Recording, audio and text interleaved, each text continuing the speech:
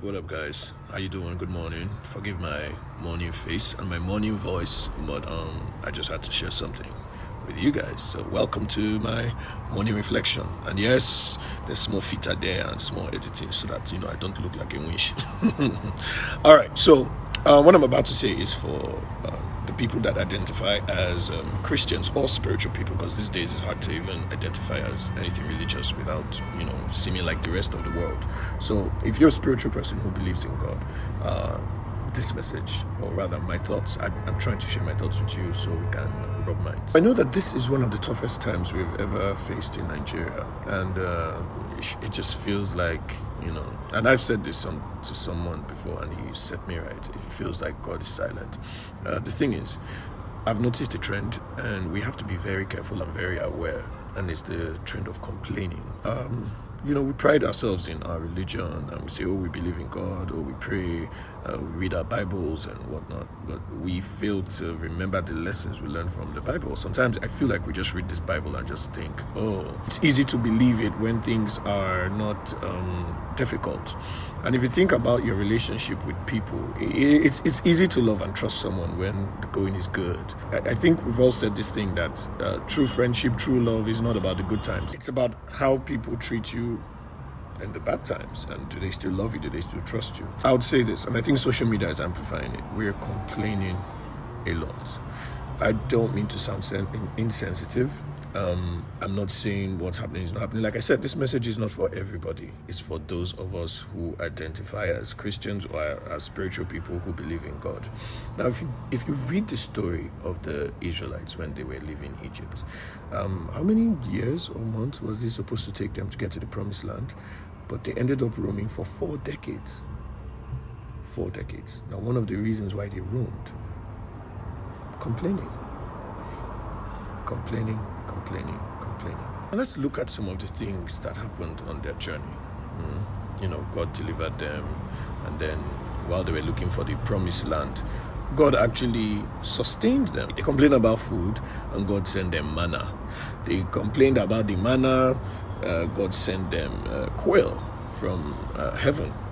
Every time they complained, they were sustained. God never abandoned them. Now let's apply that to our lives. There are people that complain, I'm soaking gari every day and we can't even eat. But that gari is your manna. For the people that can afford only rice and they can't afford maybe big chicken or to slaughter goat or slaughter cow, the rice is your manna. If you can afford a piece of chicken instead of the whole chicken, that's your quail. Do you understand? I don't know. Are you following me? So you have to, where does the trust come?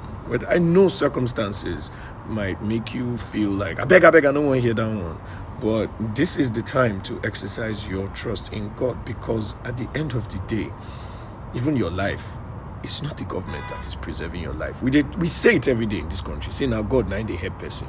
And it's true, when you're sick, now God na dey help you. When you need provision, in your mind, you're like, now God na dey help person. So where is the practice of trust? Do you understand? So we have to check how we're complaining, how we're thinking, not just complaining on the outside, but on the inside.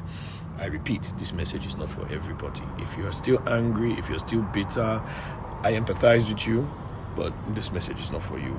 I'm talking about people that are fed up with complaining without results. And this is probably one of the reasons why we're not getting results. We complain too much without appreciating. And then it got to a point where the Israelites lost all trust in God, that they turned to idols.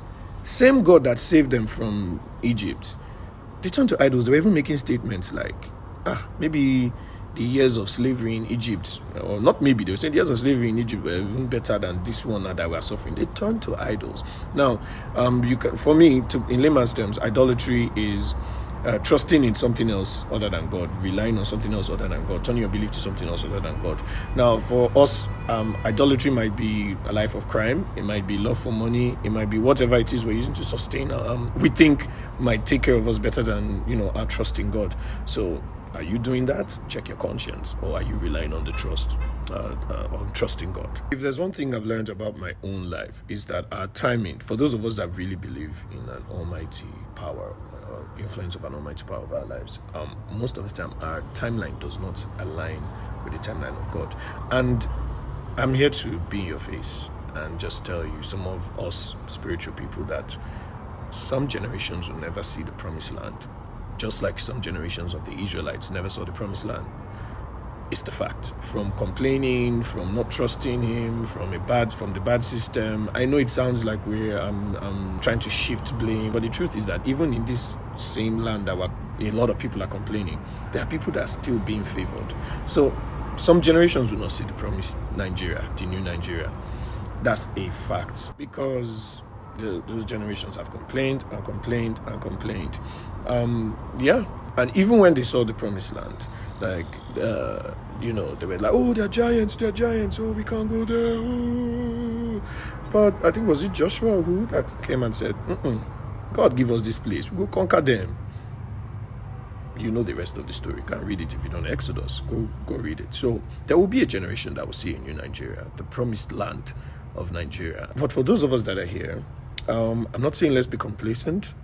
I'm saying let's trust in God to provide us. So you see all those people that are laughing at those of us that have said, oh, this generation would favor me and my family. Don't stop saying it. Keep confessing it every single day. Let them laugh at you.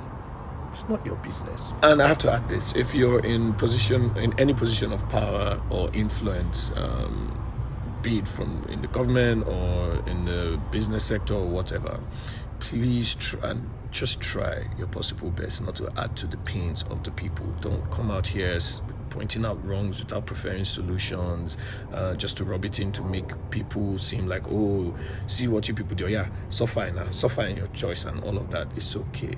We get it. We all know what happens in Nigeria, so nobody is saying that this or that. Just don't kick us when we're down.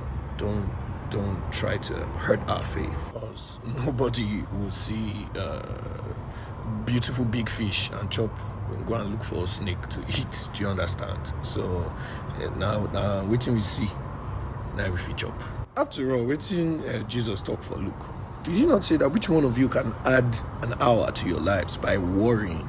Because complaining is also a form of worrying. It's from complaining you start to worry. It's an indicative of being worried. And he said, look at the flowers, in the fields. Like, they don't labor, they don't work, but yet even Solomon with all his wealth didn't wear outfits as beautiful as those flowers. Look at the grass, how beautiful they are. I'm sure you know that line. How much more you made in God's image? How much more you of little faith? Do you understand? So there's provision for us. There's provision, and God will never leave us high and dry. He will provide for us. So yes, no matter the administration, keep prophesying it and confessing it. It will favor me and my family. Because whether we like it or not, I'll say it again. Some generations and some people alive, yes, they will never see the new Nigeria. But a new Nigeria is coming. Limbo doesn't last forever. They roamed in the desert for 40 years. 40. Who knows how long Nigeria is going to be in this limbo?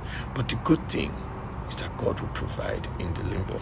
The temptation is high to complain and speak low of anybody. Don't even waste your time trying to judge, insult. No, focus on your God. Focus on the provision. Ask God to open your eyes and your ears to the provision He's put on ground for us during limbo. And if your provision is to Jagba, by all means, Jagba. If your provision is here, ask God to open your eyes so you can see what you can do here to face. Because the more your bills increase, the more your ability to make money would also increase. God is not wicked. So if we say we trust God, we have to learn to practice that trust. It's so easy to make the prayer of, while others are saying there's a casting down, we'll be saying there's a lifting up. You hear people pray those prayers and declare it in public, but how do you practice it? It's one thing to learn about some things, another thing to apply what you have learned. And faith comes by what? Exactly. So are you applying your faith? Like I said, this is not a self-righteous message. Even me, I've complained, and like I said, my friend set me right. I had to, he made me realize that no, you can't be thinking about things like that just because things aren't going the way you want it to go. And then I started to read, and I started to, do some introspection and everything. And I repented of complaining. And I'm just that's the reason I'm giving this message for those people that are spiritual and might have forgotten about how to actually trust God and have faith in Him. So let's stay strong.